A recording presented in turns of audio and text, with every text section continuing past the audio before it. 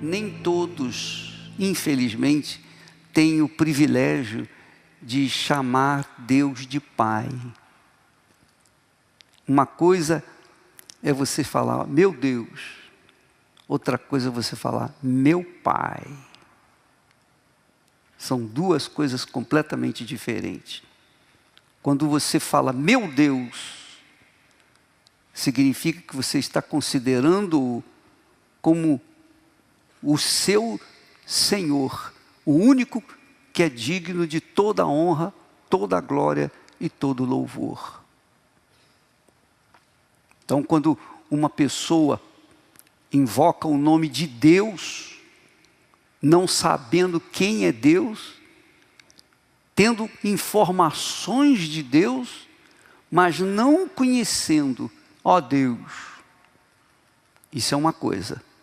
Outra coisa é você chegar a ter o privilégio de poder chamá-lo meu Deus e meu Pai. Aí a coisa muda de figura. A coisa muda de figura completamente, porque isso carrega ou traz para a gente uma segurança, para que nos momentos difíceis da vida, nós possamos enfrentar as dificuldades com essa convicção de que o nosso Pai não nos deixa sós. Qual o pai, Jesus disse, qual o pai que se porventura o filho pedir pão, lhe dará uma pedra? Qual o pai que se o filho pedir peixe, lhe dará uma cobra? Ora, se vocês que são maus, sabem dar bons presentes aos vossos filhos, quanto mais vosso Pai Celestial dará boas coisas àqueles que lhe o pedirem. Dará o Espírito Santo àqueles que lhe o pedirem. Então, uma coisa é você falar, ó Deus. Outra coisa é você falar, ó meu Pai. Isso é diferente. Infelizmente, nem todos, inclusive aqui, nem todos os que aqui se encontram têm esse privilégio de chegar e falar, ó meu Pai. Você pode até falar, ó meu Pai, mas se você não o conhece, você está jogando conversa fora.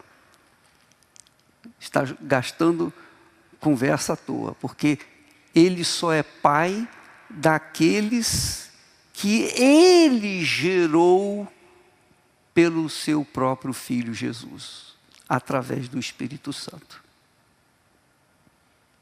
Então, quando você chega a esse ponto de falar, meu Pai, é porque você já teve uma experiência com Deus. Ele é Pai, sim, daqueles que Ele gerou. Ele tem que gerar você. Se você não for gerado por Ele, parido por Ele, você não é filho dele ou filha dele.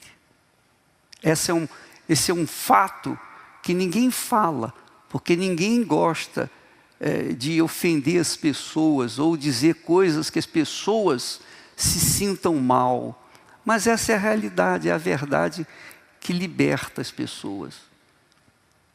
A gente, porque tem uma religião, porque professa uma religião, porque vai numa igreja, seja ela católica, evangélica, espírita, espiritualista, seja lá judeu, etc, etc.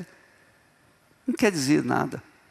Você veja, por exemplo, lá com respeito ao rico e Lázaro, Jesus fala desse fato que aconteceu na Babilônia. Todos dois eram aparentemente filhos de Abraão, quer dizer, filhos na fé de Abraão, mas na realidade não eram. Somente Lázaro era filho de Deus, filho na fé de Abraão. Já o rico, não, porque o rico foi para o inferno quando morreu. O filho de Deus não vai para o inferno nunca, jamais, em tempo algum. Então, você verifica que há pessoas que estão no nosso meio tem um vasto conhecimento do Senhor Jesus, conhece a Bíblia de capa a capa, só que não conhece o autor da palavra de Deus. Uma coisa é você receber informações que eu passo para você, e eu gosto disso, eu tenho prazer nisso. Ensinar, falar, orientar, passar o que eu sei para as pessoas. Mas se você não conhecê-lo pessoalmente, não vai adiantar nada. E é por isso que muitas pessoas são vazias dentro da igreja. Mesmo elas se sentem bem quando vêm na igreja, cantam, oram, gostam das orações, gostam dos cânticos. Elas cantam, até choram, mas elas não conhecem Jesus. Saem da igreja para viver a mesma vidinha pífia, a vidinha miserável que é longe de Deus, do Deus Pai. Então, você tem que conhecê-lo pessoalmente. Se você não conhecer Jesus pessoalmente, você não o conhece. Você não é dele. Desculpa, mas essa é a realidade. Quando o diabo ensina todos são filhos de Deus, isso é a Bíblia de Satanás. Primeiro capítulo, versículo 1. Todos são filhos de Deus. Bíblia de Satanás. Todos os caminhos levam a Deus. Capítulo 1, versículo 2. Da Bíblia de Satanás. Mas na Bíblia, na palavra de Deus diz: conhecereis a verdade e a verdade vos libertará. Na palavra de Deus, você lê esse texto de Romanos, capítulo 8, 16. O mesmo Espírito, quer dizer, o Espírito Santo, testifica, confirma, dá testemunho com o nosso espírito que somos filhos de Deus. Então, quando você vê um testemunho de uma pessoa dizendo: eu recebi o Espírito Santo, foi a coisa mais gloriosa na minha vida, mais gloriosa, a moça falou: eu perdi minha mãe, eu perdi o meu tudo. Eu andava nas ruas, dormia nas ruas, mesmo tendo casa, eu vivia nas ruas porque eu não queria voltar para casa, porque minha mãe tinha morrido. Mas quando ela recebeu o Espírito Santo,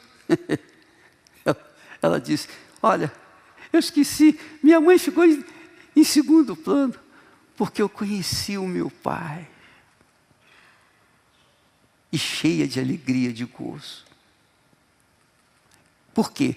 Porque quando você tem essa experiência de receber o batismo com o Espírito Santo, você então se torna verdadeiramente filha ou filho de Deus. Naquele momento, o gozo de Deus, o gozo, a presença gloriosa de Deus, a alegria de Deus, a alegria do Espírito Santo invade o seu ser e você se torna a pessoa mais feliz na face da terra. Ainda que você tenha N problemas, não importa, os seus problemas se tornam insignificantes diante da grandeza de Deus dentro de você. Essa é a maior riqueza que eu quero que vocês tenham. Essa é a riqueza, maior riqueza não, essa é a riqueza que vocês têm que ter. Porque ela é uma riqueza por toda a eternidade. Essa é uma riqueza que remove o medo da morte. Essa é uma riqueza que remove qualquer dúvida. Essa é uma riqueza que você não se importa com as coisas que estão acontecendo ao seu redor, porque os problemas que estão acontecendo, porque você está seguro de que o seu Pai está com você. Isso é glorioso demais, é muito magnífico. É isso que você tem que ter.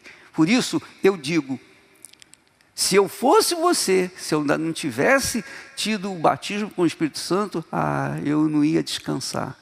Eu não ia pregar os meus olhos. Eu não ia conseguir dormir enquanto eu não o recebesse. Porque não há nada mais glorioso, mais rico, mais glorioso, mais portentoso do que você ter o próprio Deus dentro de si, o Pai, o Filho e o Espírito Santo dentro de você, na pessoa do Espírito Santo. E quem dá o Espírito Santo é o Senhor Jesus. Para você tê-lo, para você receber o Espírito Santo, você tem que crer exclusivamente no Senhor Jesus. Mas crer, não, eu acredito em Jesus, não. Você crê conforme Ele ensina na sua palavra. Amém, pessoal? Amém. Falei muito. Você entendeu? Você entendeu? Se você não tiver o Espírito Santo, você não tem Deus, você não tem nada com Deus. Você tem informações, mas não tem nada com Deus. Por isso que muitas pessoas abandonam a fé. Por isso que muitas pessoas deixam a fé de lado. Por quê? Porque elas experimentam a igreja, elas vão às igrejas, mas continuam vivendo uma vida triste dentro delas. Porque não tiveram conhecimento, tiveram conhecimento, informações dele, mas não tiveram um contato direto com Ele. Só o Espírito Santo faz isso. Amém? E Ele quer fazer isso com você. Deus quer fazer isso com você. Deus quer fazer isso com você. Você acredita nisso? Deus quer fazer isso com você.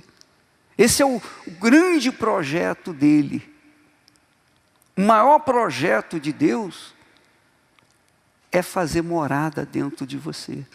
Usar o seu corpo como um instrumento da sua glória, para que Ele seja glorificado através de você, para que Ele seja glorificado na sua vida, para que as pessoas possam receber do que Ele dá para você, de você, como se você fosse uma fonte.